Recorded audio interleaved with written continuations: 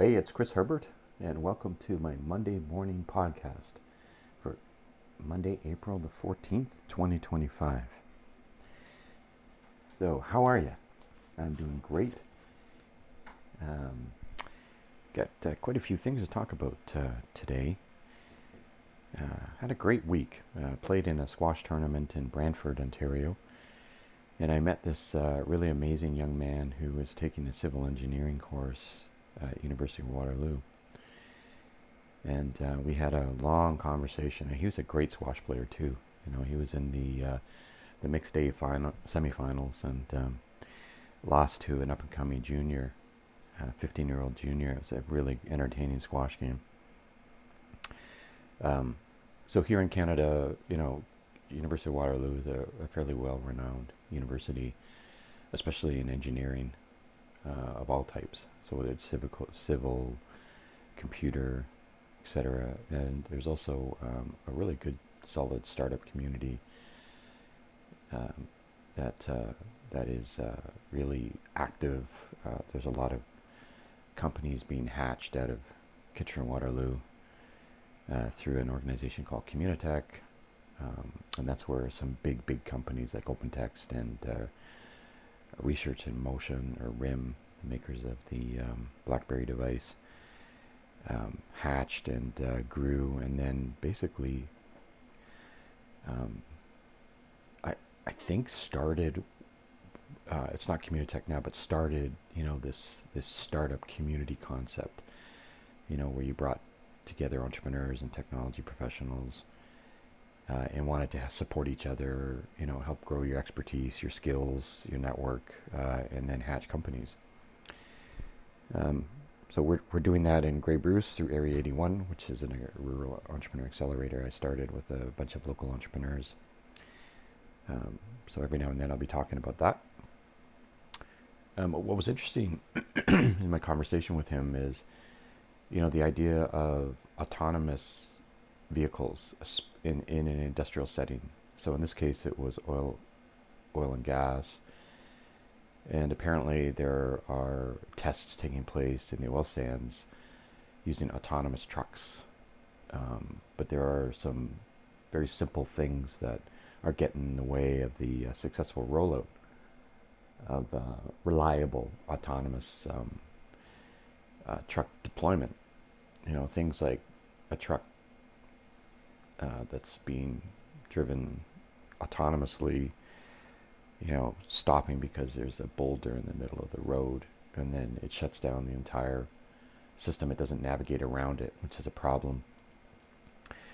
Um, yeah, and it's interesting because the drivers are being paid apparently $300,000 a year, and I would never want to begrudge anybody for making that type of money at all. But if there were cost pressures being put on the oil sands, for example, and companies, you know, they're going to be looking for ways to cut costs. My only comment in that I'm hoping that any company is looking for ways to cut costs in terms of, you know, senior executives, how much they get paid, because there is this inequality, let's say, in many industries, where senior executives are, in my personal opinion, grossly overpaid. And I hate to generalize, but I see that a lot. And then the people that are actually in the ground floor, you know, the grassroots, aren't making enough. So, I mean, you could look at Amazon, you could look at other companies too, where the senior executives, you know, are just being paid more money than I think anybody would need. And the people that are doing some of the heavy hard work, you know, at the ground level, at the entry level, are being paid, you know, minimum amount of money, sometimes finding themselves having to get another job. So, you know, I think that that's a problem that we have to address in society, is the inequality within companies in terms of how much people are making, you know, at the executive level, in the form of bonuses and six-figure incomes, and how there's a disparity between those who are, you know, just starting out. And what kind of exacerbates that to some degree, especially when it comes to young workers, is I've seen really promising young professionals who just graduate out of universities like University of Waterloo, who are just attracted to, working in the U.S. because the starting salary is so much higher than the starting salary at a Canadian company. So why wouldn't they be drawn to a company that's going to, give them more money, possibly more opportunity? But I don't know enough about this. But my thesis is this. My thesis is that even if you're going to look at Canada competing against the U.S. as an example, it's not just about, our gross domestic product. In other words, how much are we producing in terms of our gross domestic product per working person? So I think it's around 50,000, and in the U.S. it's around 75,000. What that means is U.S. employers are producing more in terms of goods and services than Canada. That's important, and that's probably justification as to why people that work in the U.S. make more money. And that can be validated by what the average income is of an American worker versus a Canadian worker. But what's missing in this data, I believe, is, and it's almost like justification. Well, you're going to make less in Canada because we don't produce as much good in the form of goods and services. That's not going to wash, especially for highly talented, skilled workers, whether they're coming out of university or whether they're experienced. If you want to keep them, your base level salary has to be equal or higher than what's being offered in the U.S. to compensate for the risk of losing people, to working in the U.S. Anyways, that's certainly an area that I want to explore. I'm a big proponent of made in Canada, stay in Canada. So if you make make a product, if you build a business, if you live in Canada, in other words, kind of made in Canada in a kind of funny way, I really want people to stay in Canada. We see this exodus of Canadian entertainers, Canadian software developers, Canadian entrepreneurs, all being drawn to the U.S. because they can raise more money, make more money. And I really question whether, I question why we're not addressing that. Because once they're there, it's hard to get them to come back. So even though I love the fact that Mike Myers is promoting Elbows Up and Pro-Canada, et cetera, there's this little piece of me that says, well, why don't you move back to Canada and start a culture industry, Mike? But out of fairness to him, I have a friend that who has started a family. He moved down to Madison, Wisconsin, because his wife got a job down there. So she followed opportunity, as she should. They've had children. The children are made friends. They made connections. They have roots now in Wisconsin, and they're not coming back. They're just not, and I don't blame them. So I'm of two minds on that. How can I justify, my friend staying in the U.S. and understand that, and then blame Martin Short or Mike Myers for staying in the U.S. It's because there's opportunity. It's a better opportunity for them. So the fundamental thing we need to do here is make Canada a better opportunity for all of us, starting with those that are still here. Our immigration rates have been high, and some would argue too high. So people look at Canada as an opportunity from other countries. Maybe similar to what people who are, people who are in Canada, whether they be Canadian citizens born in Canada, for example, or if they've immigrated here, and they look at U.S. as more opportunity.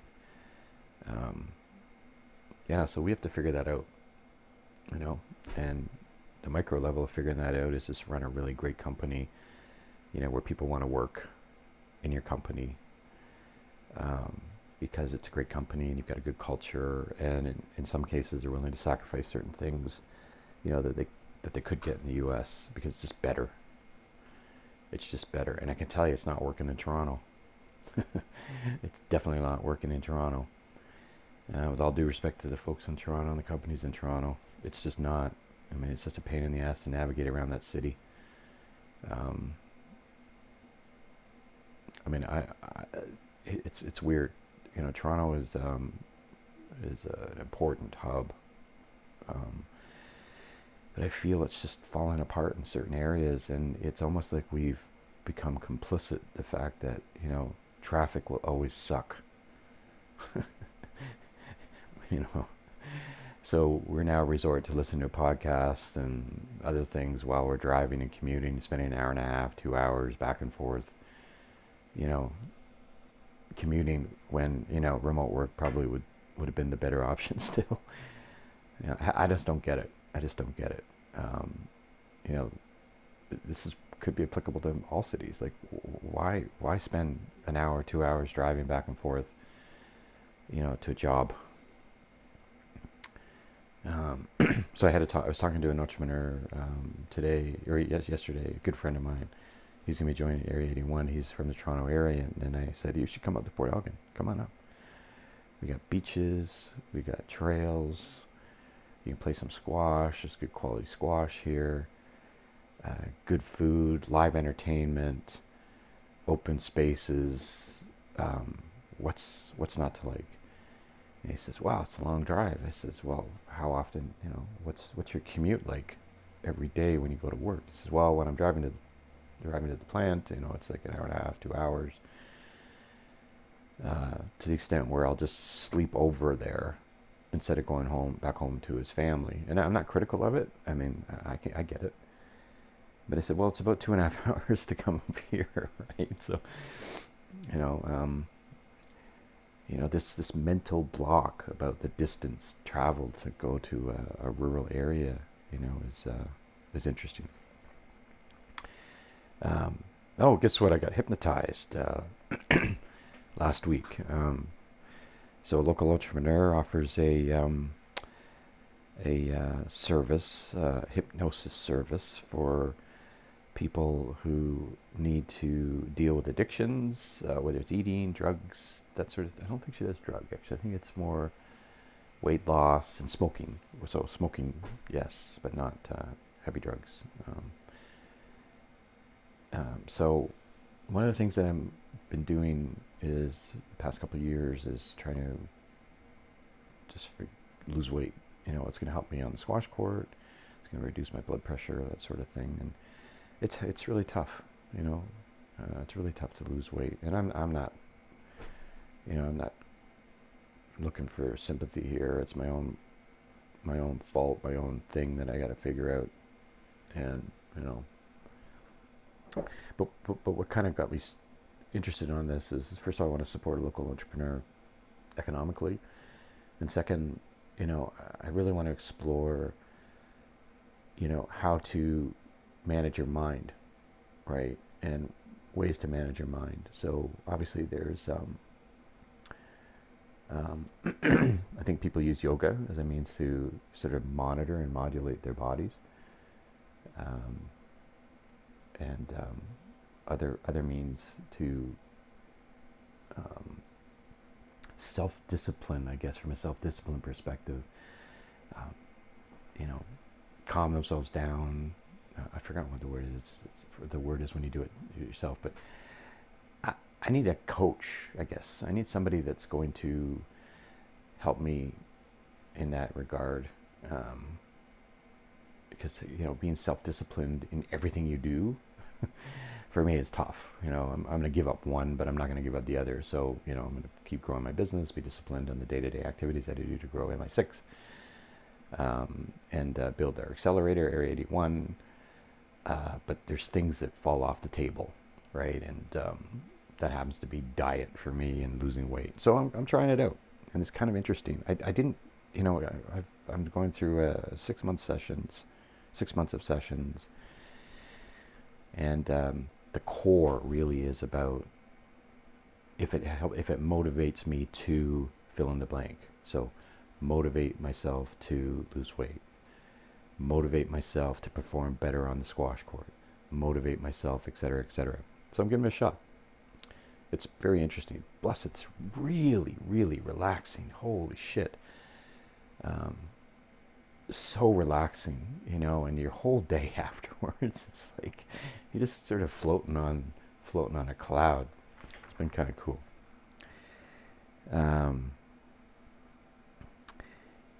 Yeah, so the view count from last week's podcast were astounding. We had 4 views. I think our top one's about 60 views so far. And again, my way of promoting them is not promoting them all. I'm just seeing what happens. The only thing I'm doing right now to promote the Monday morning podcast is I've got it as a link in my email signature. I had a couple new subscribers. So this is purely just seeing what happens. And it's funny because I already have a copyright strike against me from a post I posted years ago where my daughter did a video and they used an Adele song as voiceover. I haven't taken it down. But I'm not sure how the algorithm works. If you have one copyright strike, if all of a sudden, you're not, if there's something the algorithm says, if you have one copyright strike and if they have one copyright strike, then basically the algorithm doesn't promote your video as much on recommended, for example. Yeah, so I had a conversation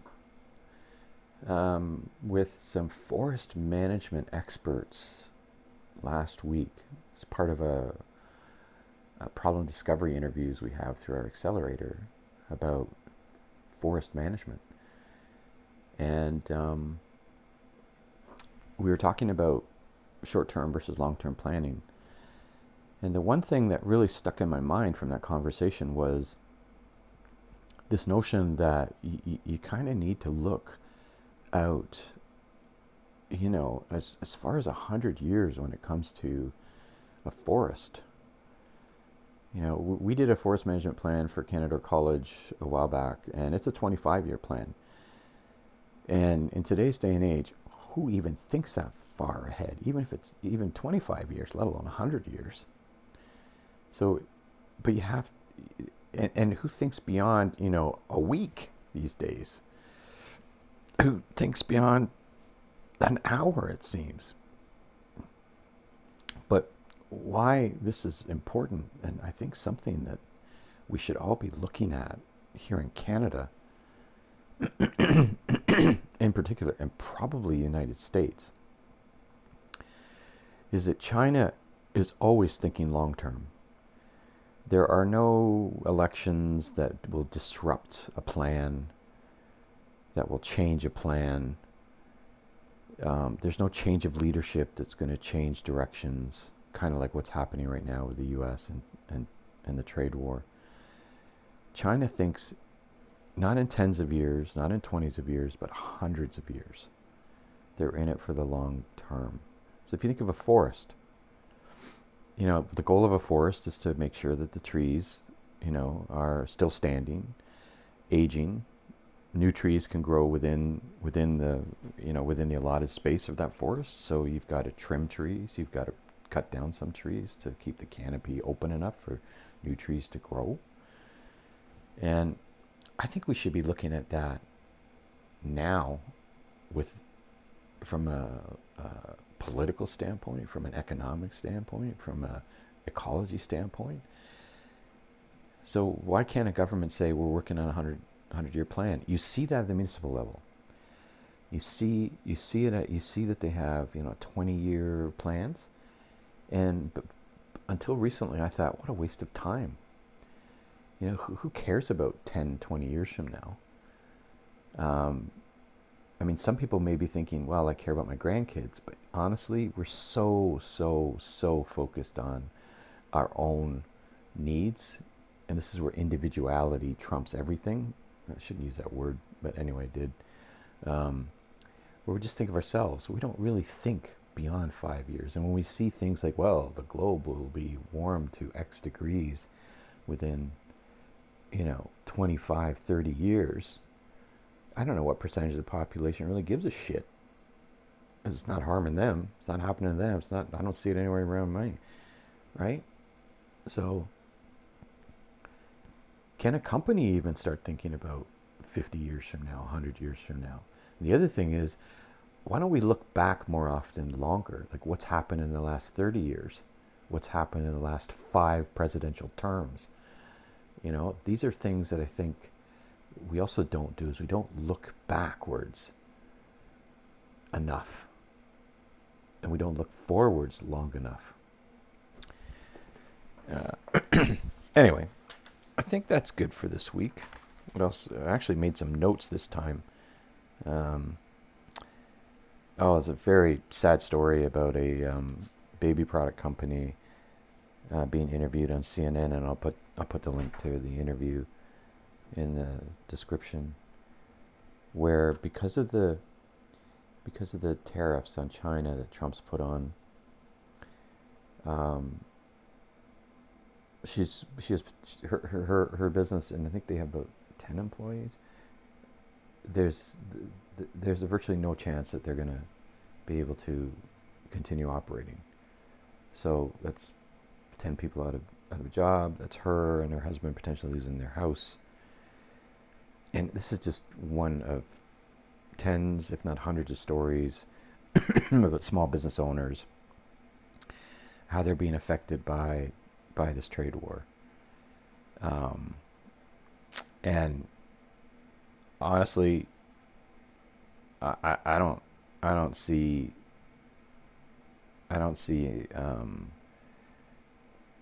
the Trump administration caring at all about small business at all. I mean, either they're unbelievably stupid and have no idea how an economy works, especially the role small business plays in it, or they certainly don't care, and Trump just wants to basically make more money for himself and the oligarchs and that sort of thing. Yeah, it's tough times, but I have a lot of hope for our country and for the good people of the U.S. who are trying to manage this chaos that's being created by the man that 70 million voted for. So I hope you have a great week. Thanks for listening, and we'll talk to you next week.